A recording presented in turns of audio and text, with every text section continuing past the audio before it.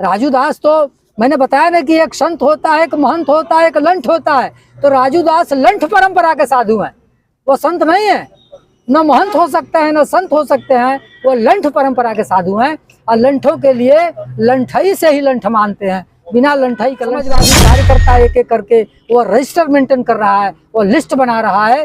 अगर यह सरकार कार्रवाई नहीं करेगी तो जब भी कभी उत्तर प्रदेश में समाजवादियों को मौका मिलेगा, समाजवादी पार्टी की सरकार बनेगी, तो इस तरह के लंठई करने वाले, इस तरह के गुंडई करने वाले, इस तरह का शोभनी टिप्पणी करने वाले लोगों के खिलाफ कठोर से कठोर जिस तरह की बातें कहे हैं माननीय मुलायम सिंह के ऊपर, अगर यही बात भारतीय जनता पार्टी के नेता के खिलाफ कोई कह दिया होता तो अब तक FIR हो गया था, उसके घर पर बुलडोजर चल गया होता।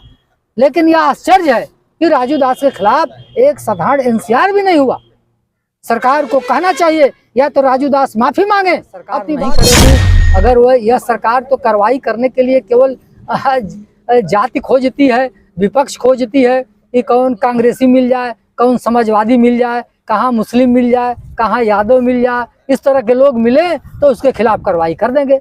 वरना यह सरकार अपने पक्ष के लोगों के खिलाफ कार्रवाई नहीं करेगी। भारतीय जनता पार्टी के नेता कर रहे हैं और हमारे शंकराचार्य कह रहे हैं कि ये गायें कट रही है मोदी योगी की सरकार में, क्यों नहीं उस पर रोक लगा रहे हैं। ये तो केवल ढोंगी लोग हैं, केवल धर्म के नाम पर भावनाओं को भड़काते हैं और उसका शोषण करके सरकार बनाने का काम करते हैं। ढोंगी का अभिप्राय किस पर है? ढोंगी किस पर? अगर ढोंग। नमस्कार, मैं मनीष कुमार भारद्वाज। आज मैं बागी बलिया में हूँ और पूरे देश में एक चर्चा का विषय बन चुका है कुंभ। कुंभ में मूर्ति मूर्ति मूर्ति, और इसी मुद्दे पर हम बात करेंगे। हमारे साथ सपा के वरिष्ठ नेता कुबेर नाथ तिवारी जी, जो सपा की सरकार में और पहले भी 2 बार ग्राम प्रधान, जिला पंचायती सदस्य रह चुके हैं और सपा में बहुत बड़ा योगदान रहता है। सपा पार्टी के वो वरिष्ठ कार्यकर्ता हैं। सबसे पहले आपका स्वागत है। बहुत बहुत धन्यवाद। अब एक कुंभ का जो माहौल चल रहा है, इसमें ये चल रहा है मूर्ति मूर्ति मूर्ति। क्या कहेंगे? मुलायम सिंह यादव जी की मूर्ति लगी है और कुछ संत, राजू दास जी हैं और भी लोग हैं, ये कुछ संत विरोध कर रहे हैं। जिस तरीके से टिप्पणियां निकल के सामने आई, राजू दास जी ट्वीट भी किए इस तरीके से, पिसाब उसाब इस तरीके से ट्वीट जो निकल के सामने आई। एक महंत को इस तरीके से टिप्पणी करना, वो भी एक जो नेता अब नहीं रहे उनके प्रति इस तरीके से टिप्पणी करना कहाँ तक सही है? क्या सोचते हैं इनके बारे में? देखिए, राजू दास जी जिस तरह की टिप्पणी हमारे नेता के ऊपर किए हैं, हमारा मानना है कि चाहे किसी दल पार्टी का नेता जो इस दुनिया में नहीं है, उसके प्रति इस तरह का शोभनीय टिप्पणी नहीं करना चाहिए। यह निंदनीय, वो भी एक साधु को। साधु में तो सजनता कूट कूट करके भरी होनी चाहिए।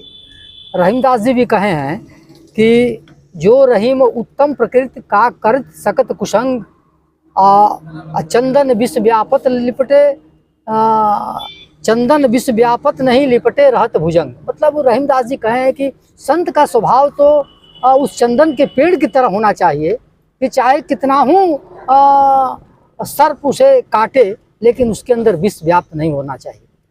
यह संत का स्वभाव होना चाहिए। साधु ऐसा चाहिए जैसा शुभ स्वभाव, सार सार को गहिले थोथा दे उड़ाए। यह हमारे महापुरुषों ने कहा है साधुओं के बारे में। लेकिन राजू महंत दास के बारे में क्या कहा जाए? मैंने पहले भी कहा कि संत कई तरह के होते हैं। एक संत होता है, एक महंत होता है और एक लंठ होता है।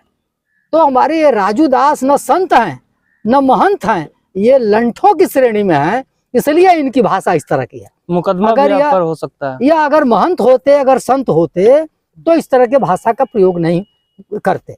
मुकदमा मेरे ऊपर तो हमारे ऊपर मुकदमा होने से पहले राजू दास पर मुकदमा होना चाहिए, जो इस दुनिया में नहीं है, एक लोकप्रिय नेता जिसे भारत सरकार, यही मोदी जी सर्वोच्च सम्मान से सम्मानित करने का काम किया। यही मोदी जी किया है पिछले कार्यकाल में। माननीय मुलायम सिंह यादव जी को सम्मानित करने का काम किया, मरणोपरांत मोदी जी ने सम्मानित किया था। और उस नेता के खिलाफ इस तरह की अशोभनीय टिप्पणी, आपको क्या परेशानी है भाई? अगर वह माननीय मुलायम सिंह यादव जी के नाम पर संस्था बना करके वहाँ शिविर चलाया जा रहा है और उस शिविर में निःशुल्क शिविर लोग चला रहे हैं समाजवादी पार्टी के लोग। और उस शिविर में अगर मूर्ति रखे हैं, वह मूर्ति कोई स्थापित तो हो नहीं रही है। अगर नेताजी की मूर्ति को रखना वहाँ गलत है, तो दूसरे शिविरों में योगी और मोदी के बड़े बड़े कटआउट, बड़े बड़े फोटो लगाना कैसे सही हो सकता है? अगर ये देखा जाए तो अगर ये मूर्ति गलत है तो फोटो भी गलत है। और यह मूर्ति अस्थायी मूर्ति है, शिविर खत्म होगा उसी दिन मूर्ति उठ के चली जाएगी। तो आपके पेट में क्यों दर्द हो रहा है भाई? क्या परेशानी है? समाजवादी पार्टी के लोग अपना मूर्ति लगाए हैं, फोटो लगाए हैं, इसलिए लगाए हैं कि कुंभ में तमाम दुनिया के, हिंदुस्तान के साधु संत महात्मा और श्रद्धालु जाएंगे। उसमें समाजवादी विचारधारा में विश्वास करने वाले लोग भी जाएंगे, समाजवादी पार्टी को मानने वाले लोग भी जाएंगे। तो कुंभ में भी स्नान करेंगे, कुंभ का भी लाभ लेंगे, कुंभ का पुण्य का भी लाभ लेंगे। और वहाँ जो समाजवादी विचारधारा को मानने वाले लोग जो सेफाई नहीं जा पाए, वह संगम नगरी में वहाँ जाकर के शिविर में, समाजवादी पार्टी के शिविर में श्रद्धेय नेताजी के उस मूर्ति पर अपना पुष्पांजलि भी अर्पित कर देंगे। अच्छा, कुंभ की बात की जा रही है। कुंभ आप लोग जानते हैं, सारे लोग, सारे साधु महात्मा संत सारे लोग वहां पर पहुंचते हैं। और कुंभ ऐसा नगरी है, ऐसा स्थान है जहां पर 144 साल बाद लग रहा है, और जहां पर पूरे कितना भी आप खर्चा कर लें, एक साथ इतने साधु महात्माओं का दर्शन आप नहीं कर सकते। कुंभ ऐसा जगह है जहां पर एक साथ साधु महात्माओं का दर्शन करते हैं। लेकिन कहीं ना कहीं अब जब ये मूर्ति लगने के बाद ये भी प्रश्न उठ सकता है, ये भी आगे देखने को मिल सकता है। तब तो अगली बार जब कुंभ मनेगा, तब तो हर एक राजनेताओं का अलग अलग शिविर बनेगा, तब तो साधुओं को बांट दिया गया इस तरीके से। नहीं, देखिए ऐसा है कि शिविर सबका लगता है, सब लोग अपने अपने तरीके से शिविर लगाते हैं। हर दल पार्टी के लोग, हर साथ देखेंगे वहाँ तो सैकड़ों के तादाद में एनजीओ का शिविर लगा हुआ है। सब लोग राजनेताओं का शिविर अलग से ये नहीं लगता था, लेकिन अब जब आगे देखने को मिलेगी, पार्टियां हम वहाँ शिविर लगाती हैं। हर दल पार्टी के हमेशा से शिविर लगता रहा है। और यह कोई, मैंने आपसे पहले बताया कि मूर्ति कोई अस्थायी तौर पर नहीं है। वहाँ तो अस्थायी फोटो के जगह पर स्टैचू रखा गया है। वहाँ फूलमाला चढ़ाएंगे। उनका, चूंकि उनकी ही के नाम पर, श्रद्धेय नेताजी के नाम पर ही वह संस्था बना करके और वहाँ निःशुल्क सेवा करने का काम किया जा रहा है। तो उसमें कोई अस्थायी मूर्ति तो लगा नहीं है। इसमें किसी को हमारे समझ से परेशानी नहीं होनी चाहिए। और जैसा कि आप कहें कि यह कुंभ 144 साल लगा है, ऐसा नहीं है। कुंभ तो हर साल लगता है, पूर्ण कुंभ ये कहा जा रहा है। आप सुनिए जरा कि कुंभ हर साल लगता है, लेकिन 12 वर्ष पर वह कुंभ लगता है। ये जो महाकुंभ होता है 12 वर्ष पर लगता है, और 6 साल पर अर्ध कुंभ लगता है। और उसके बाद हर साल संक्रांति से लेकर 4 स्नान होते हैं। पहला स्नान संक्रांति को होता है, दूसरा स्नान मौनी अमावस्या को होता है, तीसरा स्नान बसंत पंचमी को होता है, चौथा स्नान माघी पूर्णिमा को होता है। और कुछ लोग रह जाते हैं जो शिवरात्रि स्नान करके वहां से वापस आते हैं। तो ये हर साल होता है, कोई पहली बार नहीं है। लेकिन जैसा कि हमारे तमाम विद्वानों ने, ज्योतिषाचार्यों ने कहा है कि यह 144 साल बाद एक अच्छा संयोग बना है। यह कुंभ का महत्व ज्यादा है, ऐसा लोग बता रहे हैं। लेकिन यह कुंभ हमेशा 12 वर्ष पर कुंभ लगता है, कोई पहली बार नहीं लगा है, और यह सदियों से लगता आ रहा है। लेकिन भारतीय जनता पार्टी ऐसा ब्रांडिंग कर रही है कि ऐसा जनता के बीच में मीडिया के माध्यम से परोस रही है जैसा पहली बार कुंभ लगा है और पहली बार वहाँ इंतजाम हुआ है। इसके पहले ना तो कभी कुंभ लगा था, ना इसके पहले कभी इंतजाम हुआ था। अरे भाई, सदियों से कुंभ लगता आ रहा है, और वहाँ का इंतजाम, वहाँ का व्यवस्था, वहाँ की नगर महापालिका करती रही है हमेशा। वहाँ के उस विभाग के मंत्री या उस विभाग के लोग करते रहे हैं। ये कोई पहली बार थोड़े हुआ है। लेकिन भारतीय जनता पार्टी के एजेंडे में धर्म है। भारतीय जनता पार्टी के एजेंडे में किसान नहीं है। भारतीय जनता पार्टी के एजेंडे में नौकरी नहीं है। भारतीय जनता पार्टी के एजेंडा में महंगाई नहीं है। भारतीय जनता पार्टी के एजेंडा में सिर्फ और सिर्फ धर्म है, और धर्म का ही एजेंडा चलाती है। चाहे कभी मंदिर के नाम पर, कभी मस्जिद के नाम पर, कभी गंगा के नाम पर, कभी गाय के नाम पर। तमाम साधु संत तो कहते हैं ये गो रक्षा वाली सरकार अपने को कहती है, और साधु संत लोग तो वहाँ तमाम चिल्ला रहे हैं कि अब देश में मोदी की सरकार और प्रदेश में जोगी की बहुमत की सरकार, इसके बावजूद भी देश में गो हत्या बंद नहीं हुआ। रोज लाखों लाख गायें कटती हैं। यह तो भारतीय जनता पार्टी के विधायक तक कह रहे हैं। भारतीय जनता पार्टी के नेता कर रहे हैं और हमारे शंकराचार्य कह रहे हैं कि ये गायें कट रही है मोदी योगी की सरकार में, क्यों नहीं उस पर रोक लगा रहे हैं। ये तो केवल ढोंगी लोग हैं, केवल धर्म के नाम पर भावनाओं को भड़काते हैं और उसका शोषण करके सरकार बनाने का काम करते हैं। ढोंगी का अभिप्राय किस पर है? ढोंगी किस पर? अगर ढोंग उसको कहते हैं कि कोई मुद्दा उछाल करके उस पर अमल में नहीं करना है, केवल नाटक करना है, तो क्या ये अमल में नहीं करते लाते हैं लोग। अच्छा आप बताइए, गंगा यहाँ से हरिद्वार से निकल करके कुंभ होते हुए यहाँ बह रही है, क्या गंगा में तमाम शहरों के गंदा पानी, गंदा नाला गिरना बंद हो गया क्या? नमामि गंगे के नाम पर, नमामि गंगे योजना पर अरबों रुपया सरकार ने पानी की तरफ बहा दिया, करोड़ों रुपया इसमें लूट हुई है। और उसी तरह से हर शहरों का गंदा पानी का नाला, हर शहरों का नाले का गंदा पानी गंगा में गिर रहा है। आप देख लीजिए, किसी गांव का, किसी शहर का, किसी कस्बे का गंदा पानी का वो नाला वो गंगा नदी में गिर रहा है। कहाँ बंद हुआ है, कहाँ उसकी फिल्टर हो रहा है, कहाँ उसकी सफाई हो रही है? गंगा जी उसी तरह से पड़ी हुई है। और गंगा में हर जगह जाइए बालू का खनन हो रहा है। यह गंगा नदी यह राष्ट्रीय नदी है, एनजीटी से परमिशन लेना पड़ेगा खनन करने के लिए। और यह सरकार में सत्ता में बैठे हुए लोग, सत्ता के संरक्षण से प्राप्त लोग गंगा में खनन कर रहे हैं बिना केंद्र सरकार के परमिशन के, बिना एनजीटी के परमिशन से वो खनन करने का काम किया जा रहा है।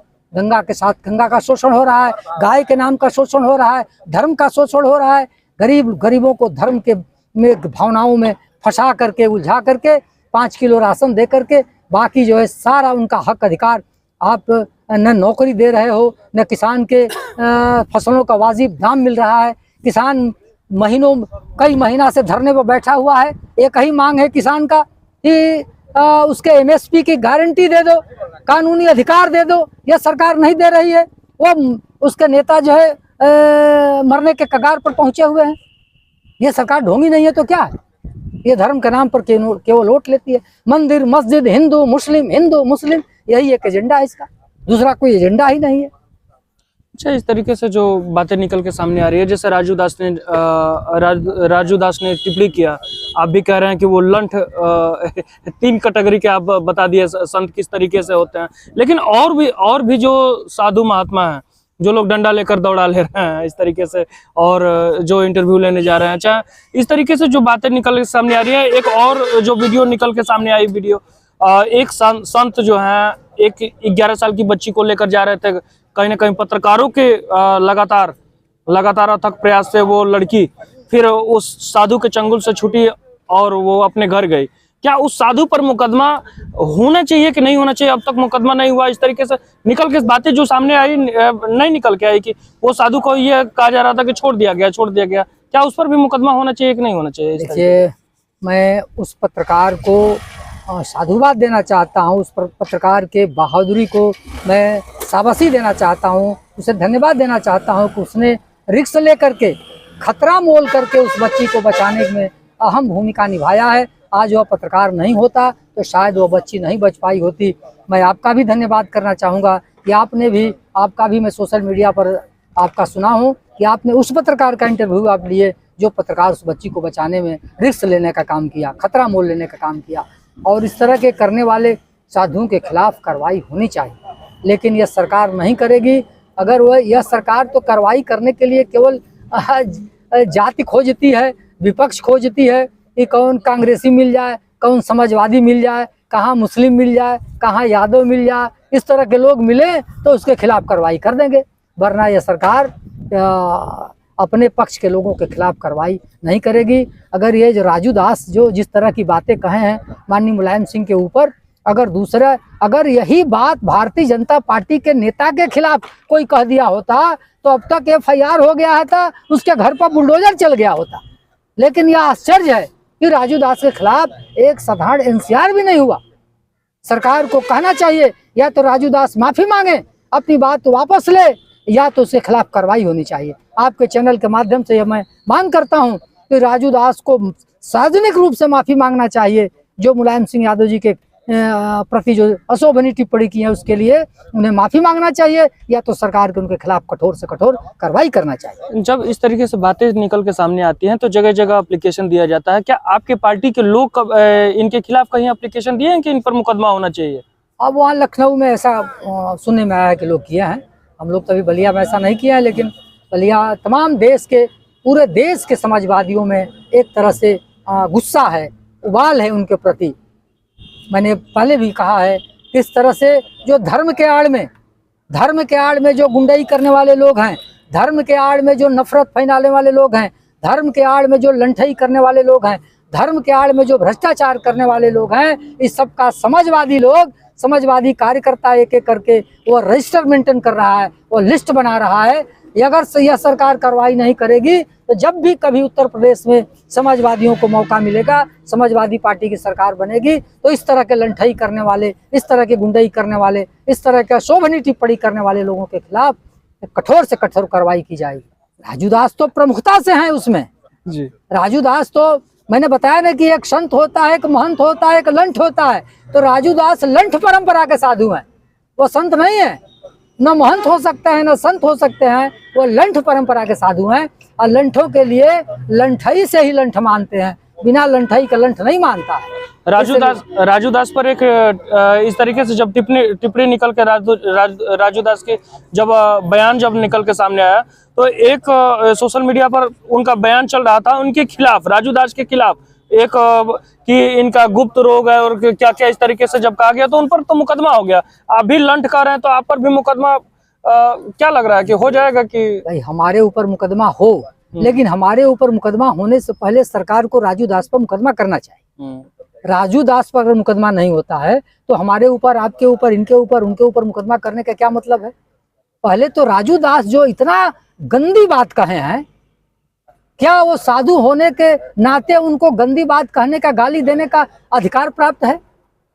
संविधान में उनको कहां से अधिकार मिल गया कि किसी को गाली दे दे? अगर इस तरह की व्यवस्था हो संविधान में कि कोई साधु होगा तो कोई गलत काम करेगा, उसके खिलाफ कोई कार्रवाई नहीं होगी, इस तरह की कोई संविधान में अगर इस तरह का कोई क्लास हो तो तब तो कोई बात नहीं। लेकिन संविधान तो सबके लिए एक समान है। कोई किसी परंपरा का हो, चाहे साधु परंपरा का हो, गृहस्थ परंपरा का हो, चाहे मजदूर हो, चाहे नौकरशाह हो, अगर जो गलत करता है, जो कोई गलत काम करता है तो इसके खिलाफ समान कार्रवाई होती है। कानून सबके लिए एक समान है। तो राजू दास के खिलाफ कार्रवाई होना चाहिए। अगर कार्रवाई नहीं होगा तो समाजवादियों में उनके प्रति और सरकार के प्रति यह गुस्सा जायज है। चलिए, इस वीडियो में इतना ही। वीडियो बहुत ज़्यादा लंबा हो जाएगा, तमाम से चर्चाएं और होंगी।